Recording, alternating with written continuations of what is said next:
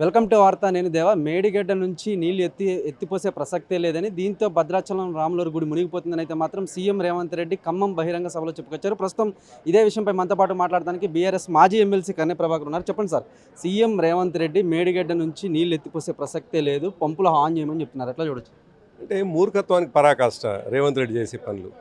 చాలా స్పష్టంగా కన్నెపల్లి దగ్గర నీళ్ళు అందుబాటులో ఉన్నటువంటి విషయాన్ని మేడిగడ్డ దగ్గర అడ్డుకోకపోయినా, మేడిగడ్డ దగ్గర షట్టర్స్ని క్లోజ్ చేయకపోయినా, కన్నెపల్లి దగ్గర నీళ్లు ఉండేటువంటి అవకాశం ఉన్నటువంటి సందర్భంలో కూడా నీళ్ళు ఎత్తట్లేదు అంటేనే మూర్ఖత్వానికి పరాకాష్ట. ఎక్కడో ఆయన ఇగో హర్ట్ అవుతున్నట్టుంది. బహుశా కేసీఆర్ గారు కట్టినటువంటి ప్రాజెక్టుకు దాని ద్వారా నీళ్ళు ఎత్తిపోయడం ద్వారా తెలంగాణ ప్రజలకు లాభం అవుతుంది, రైతులకు లాభం అవుతుంది అనేటువంటి ఒక దుగ్ధ ఉన్నట్టున్నది. నిజానికి ముఖ్యమంత్రులకు దుగ్ధ ఉండకూడదు, ఈగో ఉండకూడదు, మూర్ఖత్వం ఉండకూడదు. ముఖ్యమంత్రులు అనే వాళ్లకు ప్రజల మీద ప్రేమ ఉండాలి, ప్రజల మీద అభిమానం ఉండాలి. గత ముఖ్యమంత్రులు ఏ పని చేసినా దాంట్లో మంచి పని చేసి ఉన్నట్లయితే దాన్ని కొనసాగింపుగా వాళ్ళు కూడా మంచి పనులు చేయాలి. అట్లా కాకుండా దుర్మార్గం కేసీఆర్ గారు చేసినటువంటి ఏ పని కూడా కనిపించొద్దు అనుకుంటే రైతుల నోళ్లలో మట్టి కొట్టేటువంటి ప్రయత్నం ఎందుకు చేస్తూ ఉండు? నిజానికి ఎక్కడ భద్రాచలము, ఎక్కడ మేడిగడ్డ?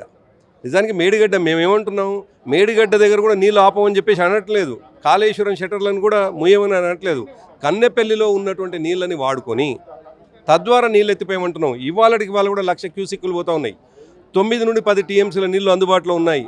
9 నుండి 10 టీఎంసీల నీళ్లు అందుబాటులో ఉండగా ఇప్పటికి కూడా ఈ నిమిషానికి అనుకుంటే కూడా 4 నుండి 5 టీఎంసీల నీళ్లు ఎత్తిపోయచ్చు. మేమంటున్నాం 1 టీఎంసీని ఎత్తిపోయమంటున్నాం, ఫేస్ వైజ్గా ఎత్తిపోయమంటున్నాం. సుందీలలో పోసుకొని, అన్నారంలో పోసుకొని ఎల్లంపల్లి నింపుకోమంటున్నాం. ఎల్లంపల్లి ద్వారా మిగతా మిడ్మానేరు ఇవన్నీ కూడా మల్లన్న సాగరు, కొండపోచమ్మ నింపుకునే అవకాశం ఉందంటున్నాం. సాగునీరే కాదు, రేపు తాగునీరుకు కూడా నష్టమవుతుంది, కష్టమవుతుంది. తాగునీరు లేక ప్రజలు ఇబ్బందులు పడేటువంటి పరిస్థితి ఉంటుంది. అందుకే 1 టీఎంసీని ఎత్తిపోయమంటున్నాం. 1 టీఎంసీని ఎత్తిపోస్తే అర్థమవుతుంది. నిజానికి కన్నెపల్లికి ఏమి ఇబ్బంది కాలేదు కదా. మేడిగడ్డలో 2 పిల్లర్లు కుంగిపోవచ్చు, కన్నెపల్లిలో అయితే నీళ్లు ఉన్నాయి కదా, చాలా స్పష్టంగా కనిపిస్తున్నాయి. దాదాపు 92 దాని వరకు అవుపడతా ఉన్నాయి. ఇసుక కూడా తోడేటువంటి పరిస్థితి లేదు.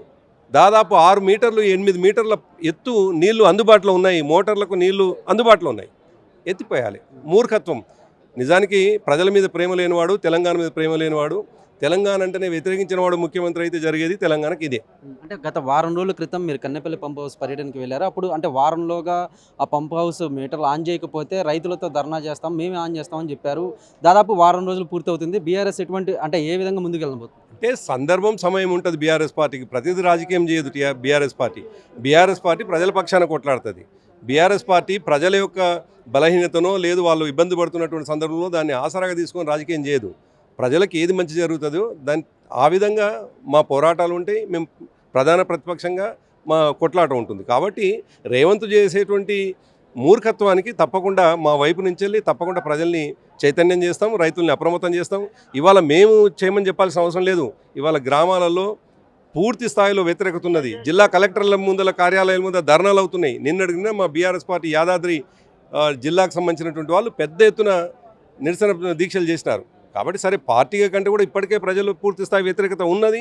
నీళ్లు ఎత్తిపోయకుంటే తీవ్ర పరిణామాలు ఎదుర్కోక తప్పదు రేవంత్ రెడ్డి. అంటే రాష్ట్రంలో ఎప్పుడు ఎన్నికలు వచ్చినా దాదాపు 117 సీట్లు గెలుస్తానని సీఎం రేవంత్ రెడ్డి ధీమా వ్యక్తం చేస్తారు. అంటే పగడి కళలు కంటుండే ఆయన. పగడి కళలు సరే, ఒకసారి అదృష్టం కాగానే ఆ పగడి కళల్లో ప్రజల్ని కూడా మభ్యపెట్టే ప్రయత్నం చేస్తుంటారు. సాధ్యం కానటువంటి విషయాన్ని చాలా స్పష్టంగా ఆయనకు కూడా తెలుసు. ఇంతకుముందు మా కేటీఆర్ గారు చెప్పినట్టుగా 117 కాదు కదా, 7 సీట్లు కూడా గెలుచుకున్నటువంటి పరిస్థితిలో రేవంత్ రెడ్డి లేడు. ఇంకా రేవంత్ రెడ్డి పార్టీకి, కాంగ్రెస్ పార్టీకి ఓటేసే మూర్ఖంగా ఇవాళ ఎవరు కూడా ప్రజలు లేరు. ప్రజలకు తెలుసు, చేసిన చిన్న పొరపాటుకు పడుతున్నటువంటి బాధ గోస తెలుసు. కాబట్టి ఇంకా ఎట్లాగూ 2-2.5 సంవత్సరాల్లో కేసీఆర్ గారు వస్తారు, తర్వాత మా బతుకులు బాగుపడతాయని చాలా స్పష్టంగా వాళ్ళకి అర్థమైపోయింది. చూశారు కదా, మొత్తం మీద కనుక మనం చూసుకున్నట్లయితే అంటే రాష్ట్రంలో ఎప్పుడు ఎన్నికలు వచ్చినా కూడా దాదాపు 117 సీట్లు గెలిచి తీరుతామని సీఎం రేవంత్ రెడ్డి అంటే ఆ పగటి కళలు కంటున్నారని. 117 సీట్లు కాదు కదా, దాదాపు 7 సీట్లు కూడా గెలవబోడనైతే మాత్రం బీఆర్ఎస్ మాజీ ఎమ్మెల్సీ కన్నె ప్రభాకర్ చెప్పుకొచ్చారు. కానీ మన కార్తీక్తో దేవా, వార్త, హైదరాబాద్.